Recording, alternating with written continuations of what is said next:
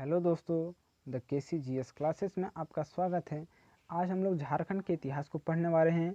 तो उसमें सबसे पहला है मुंडा राज्य, क्योंकि मुंडाओं ने ही झारखंड में राज्य निर्माण की प्रक्रिया को शुरू किया था। तो सबसे पहला मुंडा राज्य, इसकी स्थापना ऋषा मुंडा ने किया था और इसके प्रथम राजा सुतिया पाहन थे। इनका अन्य नाम सुतिया नागखंड भी था। मुंडा राज्य की राजधानी जो सुतियांबे थी और इसका अंतिम राजा मदरा मुंडा था। ठीक है। सुतिया पाहन ने पूरे राज्य को 7 गढ़ों और 21 परगनों में विभाजित किया था। ठीक है। ये 7 गढ़ के बारे में हम लोग जानकारी प्राप्त करेंगे। सबसे पहला है पलामू, जिसे पालूनगढ़ कहा जाता था। हजारीबाग, सुरगुमगढ़, जिसे सुरगुजा कहा जाता है। सिंहगढ़, जिसे सिंहभूम कहा जाता है। लोहागढ़, जिसे लोहरदगा कहा जाता है। केसलगढ़ और मानगढ़, जिसे मानभूम कहा जाता है। अब अगला हम लोग नागवंश के बारे में पढ़ने वाले हैं। ठीक है, क्योंकि मुंडाओं के बाद नागवंशों के हाथ में सत्ता आ जाता है। नागवंश, इसकी स्थापना फनी मुकुट राय ने की थी और इनके पिता जो थे वह पुंडरीक नाग थे। फनी मुकुट राय का जन्म 63 ईस्वी में हुआ था। इन्होंने अपनी राजधानी सुतियांबे को बनाया था और इसका राज्याभिषेक 84 ईस्वी में हुआ था और इनका राज्यकाल 97 वर्ष का था, अर्थात इन्होंने 97 साल तक शासन किया था। फनी मुकुट का दीवान जो था वह भावराय पांडे था। इनका जन्म 63 ईस्वी में हुआ था और मृत्यु 177 ईस्वी में। यह एक अतिशयोक्ति भी कहा जा सकता है। इन्होंने कुछ महत्वपूर्ण कार्य भी किए थे। उसमें सबसे पहला जो है वह है सुतियांबे में सूर्य मंदिर का निर्माण। इनका जो पहला कार्य है वह सुतियांबे में सूर्य मंदिर का निर्माण है। दूसरा है ठाकुर बाड़ी प्रथा की स्थापना फनी मुकुट राय ने ही की थी। इन्होंने साम्राज्य का भी विस्तार किया और साम्राज्य का जो विस्तार हुआ इन्होंने 2 क्षेत्रों में किया। वह पहला था पंचेत राज्य और दूसरा था क्योंझर राज्य। पंचेत राज्य में इन्होंने विवाह संबंध के माध्यम से अपना राज्य का विस्तार किया और क्योंझर पर आक्रमण के द्वारा इन्होंने अपना साम्राज्य का विस्तार किया था। फनी मुकुट का उत्तराधिकारी प्रताप राय था। फनी मुकुट के उत्तराधिकारी प्रताप राय थे।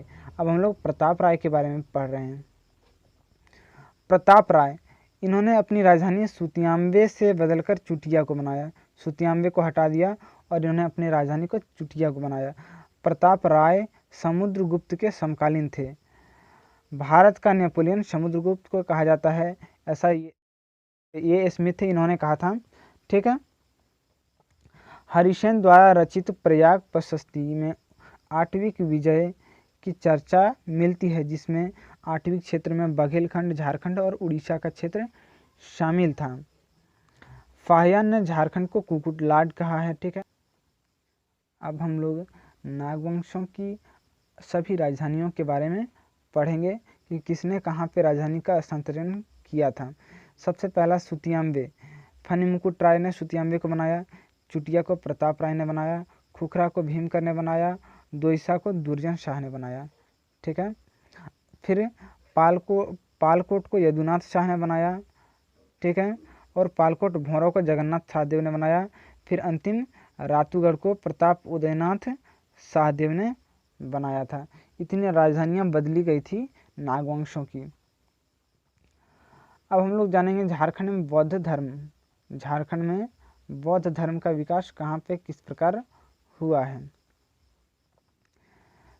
अशोक के 13वें शिलालेख में 8वीं विजय की चर्चा मिलती है। 13वें शिलालेख में।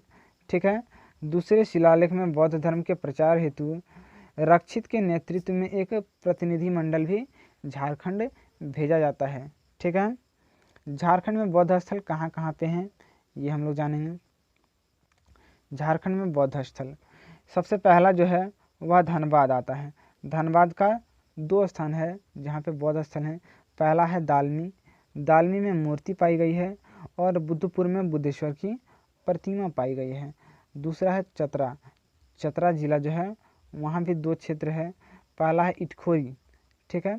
इटखोरी में कोटेश्वर नाथ की मूर्ति मिली है और कालेश्वरी पहाड़ है। यहाँ हिंदू, जैन और बौद्ध तीनों धर्मों का संगम पाया गया है। तीनों धर्मों से संबंधित संस्कृतियाँ यहाँ पाई गई है। अगला है हजारीबाग। हजारीबाग में बरकट्टा है। यह गर्म जल स्रोत का क्षेत्र है। यहीं पर सूर्य कुंड स्थित है जो कि भारत का सबसे गर्म जलकुंड है। ठीक है, अगला है रांची। रांची में जोन्हा फॉल, जिसे गौतम धारा जलप्रपात भी कहा जाता है, यहाँ बुद्ध की प्रतिमा प्राप्त हुई है। फिर आता है खूंटी। खूंटी में बेलवादाग, यह बौद्ध विहार यहाँ पाया गया है और इस बौद्ध विहार के ईंट का साइज 17, 10 और 3 के अनुपात में है। अब हम लोग झारखंड में जैन धर्म के बारे में पढ़ेंगे। झारखंड में जैन धर्म, झारखंड में जैन धर्म का विकास पारसनाथ के समय हुआ था। पारसनाथ ने गिरिडीह के पारसनाथ पहाड़ी पर निर्वाण की प्राप्ति की थी। पारसनाथ ने गिरिडीह के पारसनाथ पहाड़ी पर निर्वाण की प्राप्ति की थी। ठीक है, पारसनाथ जो पहाड़ है, इसी पर जो है पारसनाथ समेत 20 तीर्थकरों ने निर्वाण की प्राप्ति की थी। जैन धर्म के 20 तीर्थकरों ने, जैन धर्म में 24 तीर्थकर हुए, जिसमें से मात्र 4 को छोड़ करके 20 तीर्थकरों ने पारसनाथ पहाड़ पर निर्वाण की प्राप्ति की थी। पारसनाथ के सबसे ऊंचे शिखर को सम्मेद शिखर कहा जाता है और सबसे निचले शिखर को मधुबनी कहा जाता है। ठीक है, पारसनाथ की ऊंचाई 1365 मीटर है। अब हम लोग झारखंड में जैन स्थल के बारे में जानकारी प्राप्त करेंगे। सबसे पहला है धनबाद। यह पकबीरा, झरिया और बलरामपुर में स्थित है जैन स्थल। अगला सिंहभूम। सिंहभूम में सरक जाति का निवास स्थान है, वहाँ पर भी जैन स्थल पाए गए हैं। फिर आता है चतरा। चतरा में केलुआ पहाड़, जहाँ हिंदू, जैन और बौद्ध तीनों का संगम है। और अंतिम जो है वह पलामू, यहाँ हनुमान गांव से जैन धर्म का अवशेष प्राप्त हुआ है। मैं आशा करता हूँ कि यह वीडियो आपके लिए लाभदायक होगा। मेरे चैनल को सब्सक्राइब करें, वीडियो को लाइक करें और शेयर करें। धन्यवाद।